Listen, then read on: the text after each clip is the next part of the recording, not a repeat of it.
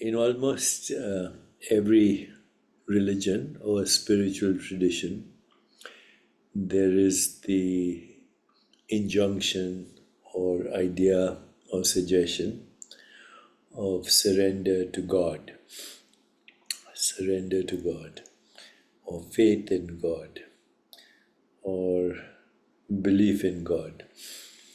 And if you have kind of a secular mind or a modern mind, then you might think of this as superstition. Although people with faith, of course, affirm that they, they experience what is called the state of grace or synchronicity or meaningful coincidences or good luck or being at the right place at the right time. So, can we reconcile this idea of faith in a divine being or a higher being with a more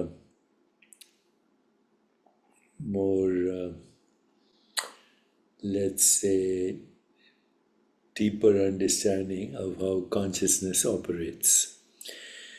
So, in yogic and Vedic traditions, what we call being, the essence of our existence, being, human being, or being human, you can use this word in two ways: human being as a noun, or being human as a verb. But in any case, what we call being is also referred to as pure consciousness. And this is a field of awareness that is self-organizing, in fact has infinite organizing power. It also has non-local correlation, infinite. And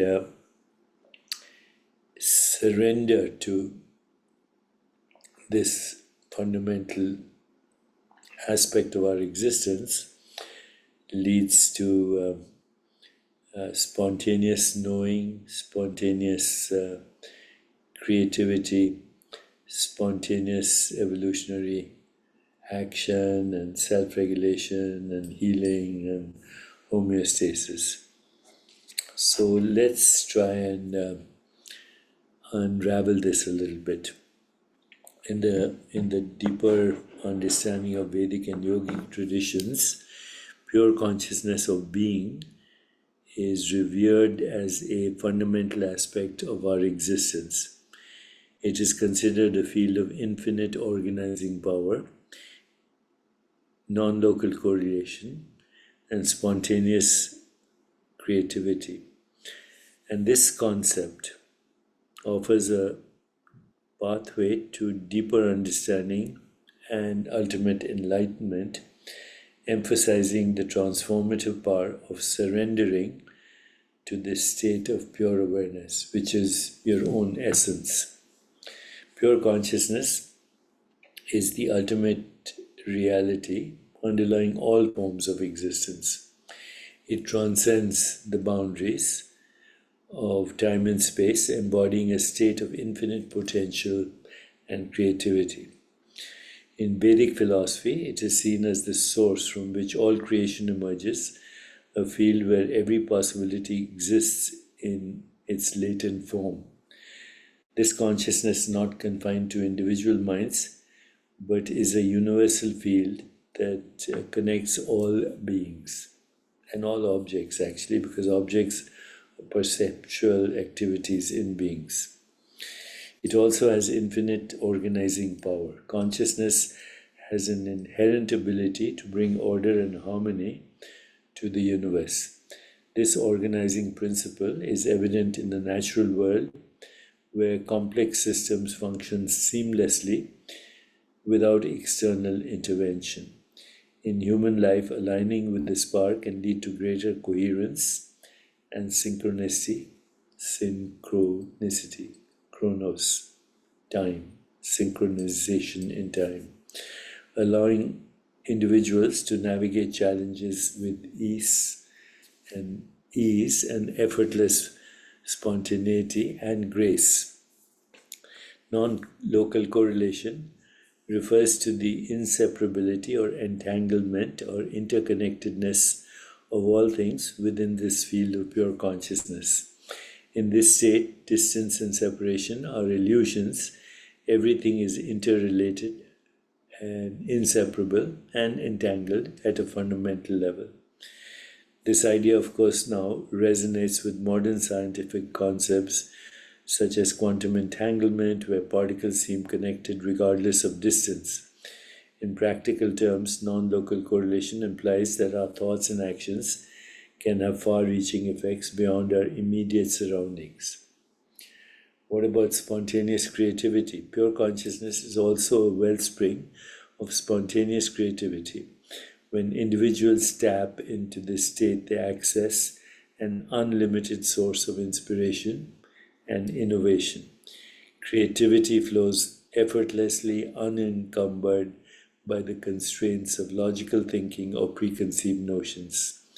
This spontaneity is not random but arises from a deep alignment with the natural order of the universe.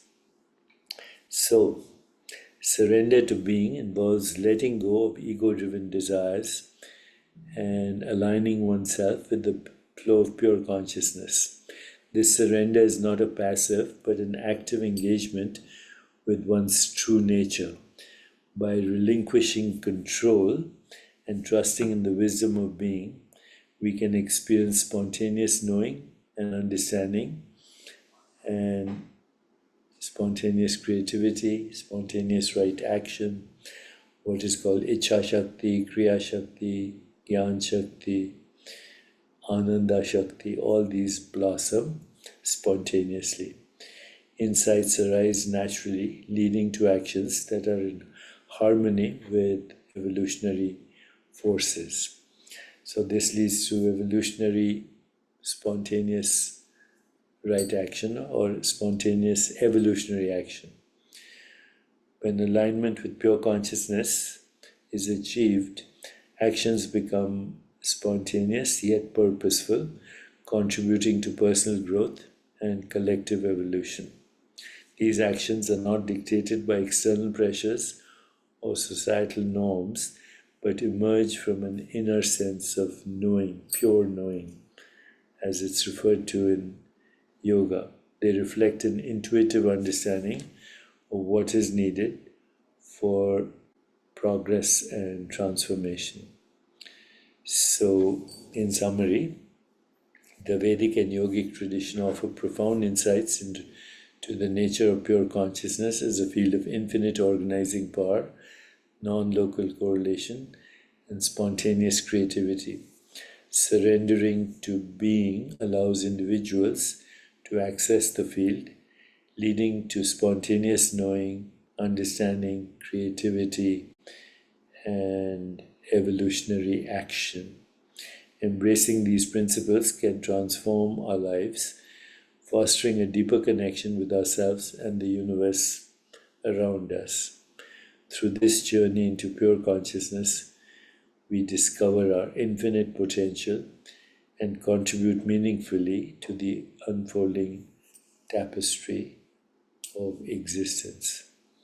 This is the true meaning of Ishwar Pranidhana, the last niyama in the 8 limbs of yoga.